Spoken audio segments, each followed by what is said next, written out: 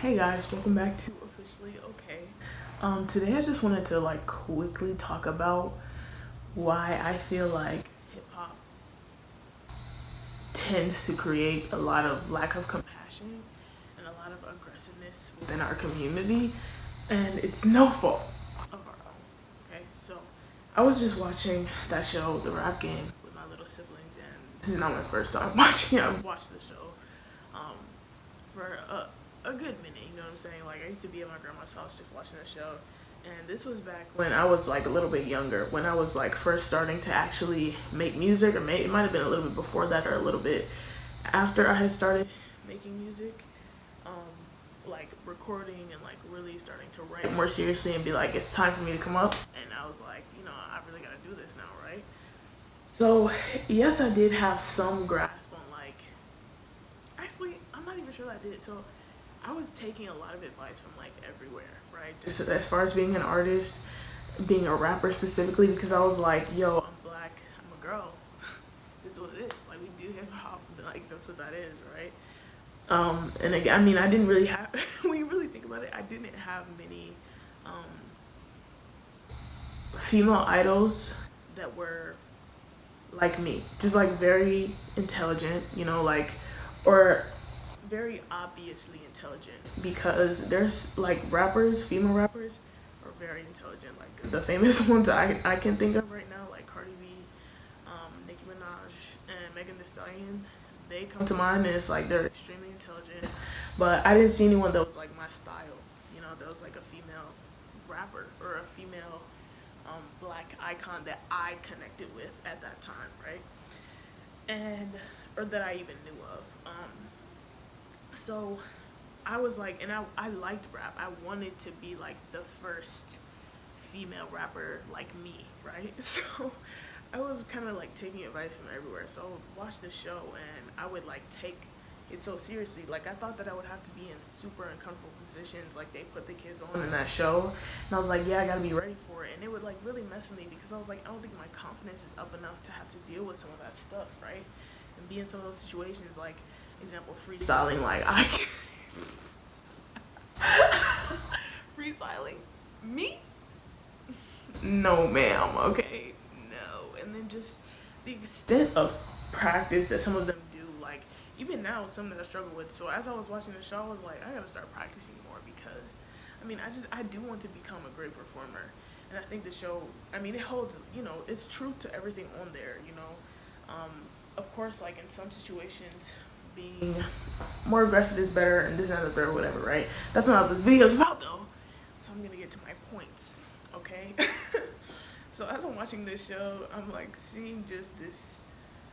I can't remember what season it is. The one with Low Key, Prince, J.I. It has Nia K, Jayla Marie, and Monty, I think. Yeah, that's who I can remember right now. So basically, the mother of Lil Key is like very aggressive, right, with him, and just very like does him dirty by putting a whole lot of pressure on him instead of her taking the pressure off of him. Like as his mom was supposed to be in charge of their bills and in charge of the money, in charge of taking care of him, she puts all of that on him. Like you have to basically help change our lives, and like I sacrifice everything for you, then you have to do that for me, and this and the third. She's putting a whole lot of pressure on him. Meanwhile, you can see in Lil Key's face that he's more of like the intensive kind of rapper. Like I feel like he would be more like a Kendrick Lamar, and Isaiah Rashad. I don't listen to him super much, so you can't quote me on that. But like Isaiah Rashad, like J. Cole is that sort of intense kind of dude that's kind of laid back, but like still in it. You know what I'm saying? Like that's what I would see from him. But like of course with his own special twist, because that's like how it goes, right? But I'm just like watching how she treats him, and it's like it was so disappointing because it's a very accurate representation of some mothers that we see in our community, and then even Prince J.I.'s mother, like the way that she was aggressive sometimes, like it just represents like the way that in our community, the way that things are handled within households. So it shows like where we get a lack of parenting, like quality parenting, right? And so then there's this one moment later on, and this is all leading to something, which is why I'm saying these things. So then there was this moment later in the show where Jayla Marie, she has songwriters or whatever, and they didn't get the song early enough for her to practice and understanding it. So she was like crying, she wasn't feeling good. Her dad was like, she's not gonna perform because she's not ready, and he didn't want to put his daughter through that. And as I was watching that, I was like, yeah, that's a great move as a parent. Like, that's important. Like, showing her that he cares about her more than the competition and more than the money and more than what happens. That's super important for a kid to see from their parent and to have from their parent and to have from the people that's their guardians around them, right? At that time, when you're kids are just their minds are like, that's why they say kids are impressionable. They're at a state where they're still forming the way that they think about life. So when you show someone, hold on, let me make sure this is closed. If you show a kid from a young age that money is more important than the way that they feel, they're going to internalize that. It's a thing called the subconscious mind. It's not like they're purposely saying, yeah, money's more important than me, but it's like that's what happens. That's the kind of moves that they make. And we're in a time right now where we're talking about, oh, love yourself, self-worth over everything. Period. Actually, I haven't heard that. Did I make that up? But just people are valuing self-worth, self-care, taking care of yourself. Once you value yourself, then you can be valued, things like that. Man, I'm really coming with it today. Hold on. What do I know, okay? But yeah, we're in a state now or an age of where we value self-care and self-worth and how we know that that's important now, right? But now that we know this, we're starting to do better. We're starting to examine like how we can move away from valuing money over valuing the way that we feel, or valuing money over knowing that we're dead tired, but we'd rather damage our bodies and potentially like hurt our health. So this is going to affect how long we live, but we'd rather do that. We'd rather stay up for a whole week just to make a bag or to make $100,000 than rest, take care of ourselves, make sure that we're doing good so that we actually enjoy our life all the way through just to make some money, and then by the end of it we're sad and we're still not feeling good and we're suffering by the end of our lives. You know what I'm saying? Like, so we're in like a mixed age. Like we're moving towards that. So yeah, I feel like that's a better way to say it. We've got people that believe in working so hard that you're breaking yourself down, or making sure that you actually have that self-care. And I would like to be that person that's kind of in the middle that tries to like say, hey, we need both, because I do know that there's a major value to hard work, and I also do know that there's a major value to self-care. But I do believe that yourself should come first, because that's where the creativity is coming through. Like, if you believe in God, then God is coming through with that. Why would he not want his vessel to be taken care of? You see what I'm saying? Oh my goodness. So yeah, basically, as I'm watching this show, I'm seeing the way that it's hurting these children while they're like at stages of learning, because these kids, they really have truly chosen like, this is what I want to do, right? So some of them really have major potential as artists, and some of them are just, they might get older and think, oh, maybe this is not for me, or maybe they will, but it's up to them. But inputting these negative values about who they are, and the way that if they mess up, that it means so much to make a mistake. Like, it means so much to make a mistake, okay? What happens when you make someone feel like it is so bad to make a mistake is they start to lose accountability for themselves. This is how you start to see more and more adults around you that are like, they will deny to the end that they actually did something wrong or that they hurt your feelings. No, it wasn't me. That's what happens. If you show someone from a young age that like making mistakes is bad, why would they ever take up for mistakes in their future? Why would they ever understand accountability if they think that all mistakes are bad, that every mistake that they make has such major consequences? You're going to affect the way that they take accountability. And then the compassion. There was such a lack of compassion on the show. Like, for that one girl, Nia K, it was good because she knew that showing her emotions was good.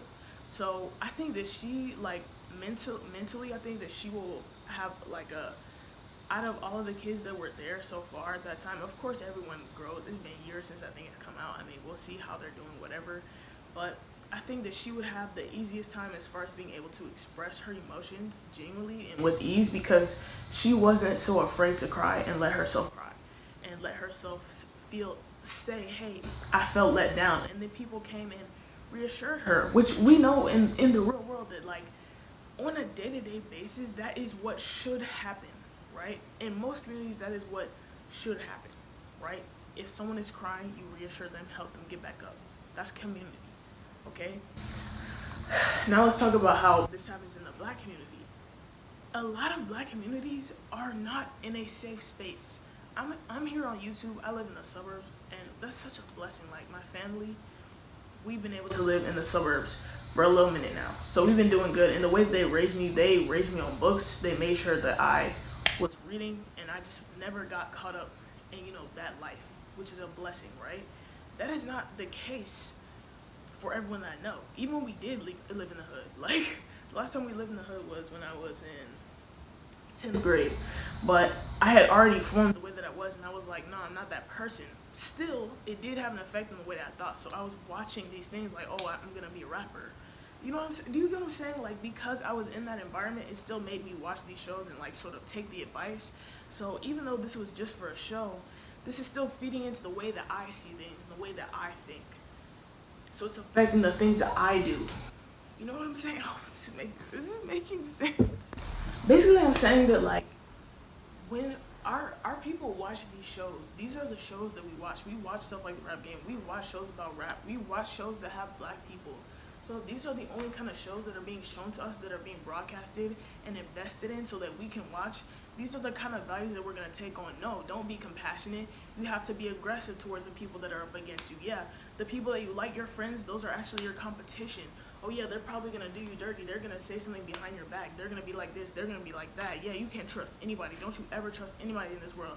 There's nobody that you can trust in this world. It's only you. The world is out to get you. There's no compassion here. What do you mean? What? No, this is our life, but we're hard like that. We're aggressive. And that's what makes us cool. That's what makes us good. That's what makes us valued. This is who we are. We're rough. We're hip hop. We're aggressive. This is who we are. Yeah, I'm black. Yeah, I'm black. Yeah, it is what it is. And that's what we start to take on. We start to take that on. We start to take that on within our communities, and we start to be like, yeah, no, I'm aggressive. No, there's no compassion out here for me. Yeah, no, they don't know what it is. Oh, they just don't know me. Oh, they try to tell me, oh, don't curse in our store. Oh, don't curse. Oh, don't curse. You don't know who I am. This is how I am. This is where we're from. This is how we are. And so we start to say, yeah, that's how we are. That's how we are. And so instead of being able to change once we become adults and we do move out of the hood, we do get in better places, it's hard for us to adapt because we've taken on all of that aggressiveness for so long, been shown in the media for so long. Hey, this is who we are. This is what we do. We're aggressive like that. No, we don't show no mercy, no compassion. Like, this is who we are. And again, like I said, this is the stuff that we watch. This is the stuff that is invested this is the stuff that is invested in for our people to watch. They want us to watch that and take on those values. That because they know that's what's gonna happen. They want you to watch. They want you to listen to some rap song that's talking about only doing drugs and that's all I need to do. Period. And I'm rich and that's it. And that's the image that they want black kids to see and that they want us to live up to, because once that happens, they can still keep killing us and be like, oh, but they were aggressive anyway. It's all in their media. If you go to their neighborhoods, they're all like that, because that's all we see. That's all we have. And this is why people have been talking about why representation. Sorry, that's my shoe. That's the real question. Is there glass?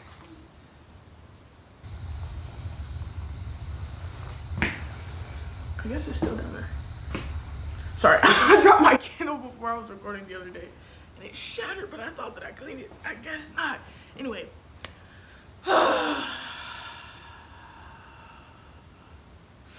This is why representation is so important. Positive representation of people that are your skin tone, that you can connect with, is important.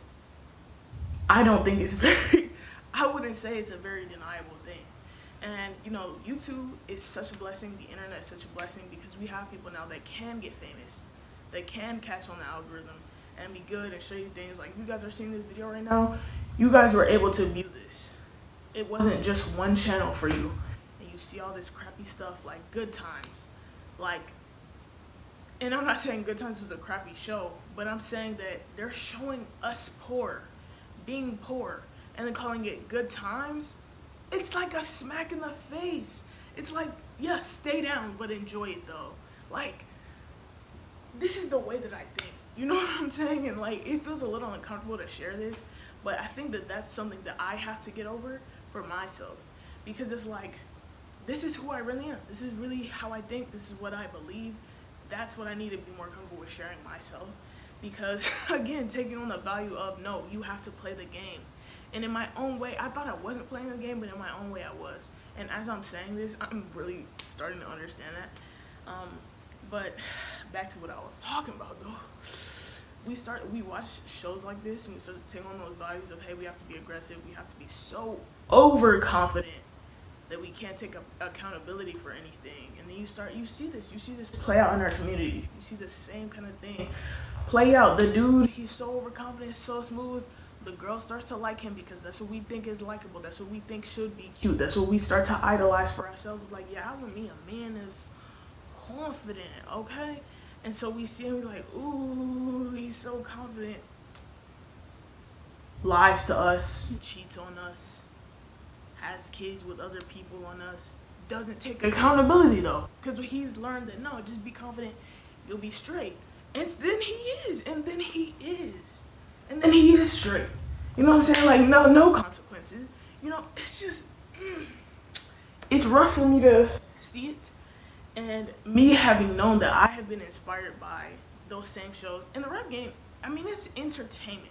That's one part of it for sure, and I know it's entertainment. So I'm not arguing the value of this show.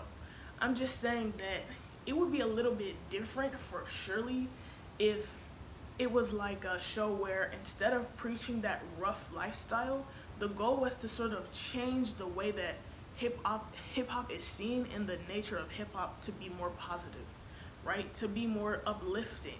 If the show was centered around, hey, instead of we just have kids that we're pulling into the game, we have kids that are pulling into the game and changing it for what it is at its core.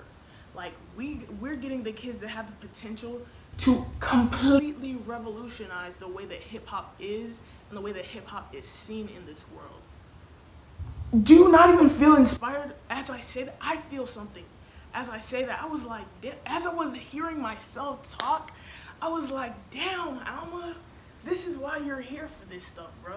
Like, this is what I'm supposed to be doing out here. Cause like, yo, like, could you imagine? Could you just think about that? If they told the kids, you know, I see how you were very aggressive with that, and I love your style. That was amazing. My next challenge for you is to take your competition right here, gas them up in a song, and make it great. Make it great. Show me all the confidence. I want you to make this person beam with light, and then show that on TV. And they see each other gassing each other up, and that, imagine that becoming cool. And they do it well with that same style, that same passion and energy that we can bring to music, brought in a positive way to raise somebody else up that looks like them. Imagine, and then that becomes cool. And then there's some new word like glittering instead of roasting. No, we don't do roasting. Roasting was a thing of the past.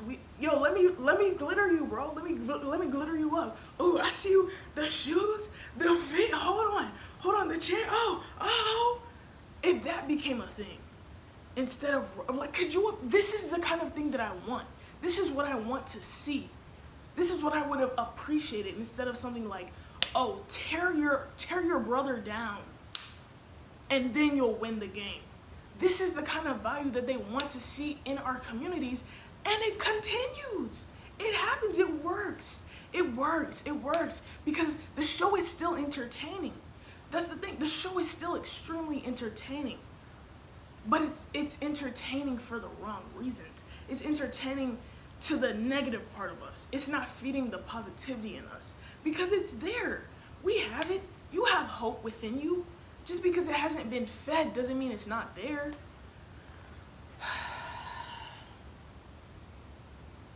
I just really want to see more positivity within our communities. Like, And you know what? I'm really glad that I did this because I was really not going to get in here and do this. I was not going to get in here and talk about it because I have fear within me that people, I know you're going to think I'm crazy, right? But the me that I know that I'm going to be, I'm really afraid that people are going to try to kill me before I die. And I know you're like, yo, that's so out of the blue, but I'm dead serious. Like, every person that I've seen that has been truly revolutionary has been, like, assassinated. And, like, that's something that I've taken on as my own fear. Because, like, the ideas that I have, like, me just coming up with glittering just now,